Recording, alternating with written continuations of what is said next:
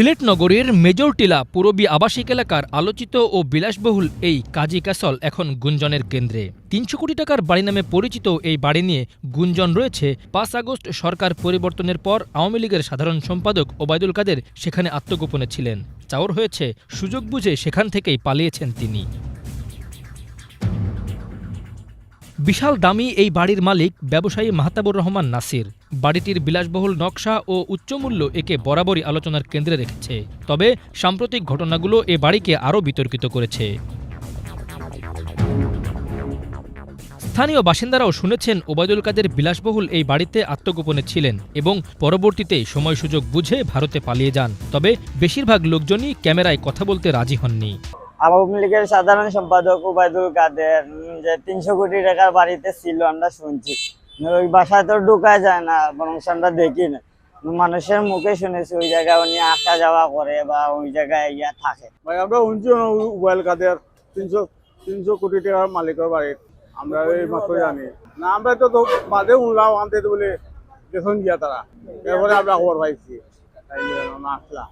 এদিকে কাজী ক্যাসলের কর্মচারীরা ওবায়দুল কাদেরের আত্মগোপনে থাকার বিষয়টি অস্বীকার করেছেন। তাদের দাবি ৫ আগস্টের পর থেকে বাড়িটি খালি রয়েছে এবং কাউকে বাড়িতে প্রবেশ করতে দেওয়া হচ্ছে না।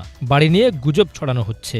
এটা মিথ্যা, কারণ ৫ আগস্টে যে আমরা এখানে ডিউটি ছিলাম, আমাদের এখানে এখানে অনেকে মানুষ আছে হামলা করেছে, আমরা যে এখানে খুব আতঙ্কের মধ্যে, কারণ এখানে তো আসার কোনো প্রশ্নই ওঠে না। আমরা যে ডিউটি ছিলাম এই বাড়িতে কেউ থাকে না, তো আমরা যে বর্তমান আছে কাজের মানুষ, আমরা তো এখান থেকে আসি না। এটা গুজব ছড়ানো হয়েছে, কারণ এখানে কেউই থাকে না, এই বাসা পুরোটাই খালি, শুধু এখন আমরা কর্মীরা থাকি যারা কাজ করি এখানে। আর সিকিউরিটি ৫ আগস্টের সময় যখন মনে করেন সন্ধ্যার কাছাকাছি, ওই সময় অনেকেই হেলমেট, তারপরে আপনার মুখে রুমাল বেঁধে হেলমেট পরে অনেকে এখানে আসছে, এখানে আক্রমণ করার জন্য, দেখার জন্য। তা আমরা বলছি যে ঠিক আছে আপনারা আসেন, 10 জন আসেন, এসে দেখে যান, কি থাকে আপনারা দেখে যান। ওনারা বলছে ঠিক আছে আপনাদের কথা আমরা বিশ্বাস করছি, তো আমরা চলে আসছি। পরে চলে গেছে ওনারা, এমনি কোনো পুলিশের লোক বা কোনো সরকারি বা কোনো কর্মকর্তা এরকম আসে। এরপরে তো একবারে ফাও করছে, একবারে বুয়া। আমরা এখানে আমি আজকে 8-9-10 বছর ধরে কাজ করি এই বাসায়, তো আমি হাউস ড্রাইভার। তো আমি দেখি নাই, এরপরে ইয়ে করি নাই, শুধু আপনাদের মিডিয়াতে দেখলাম এরকম।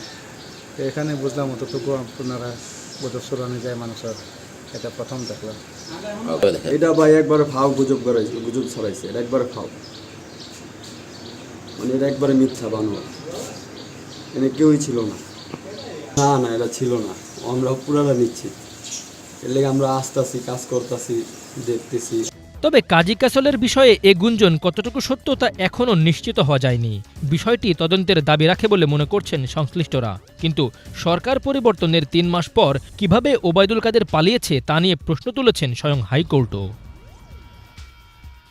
Bangla vision news desk.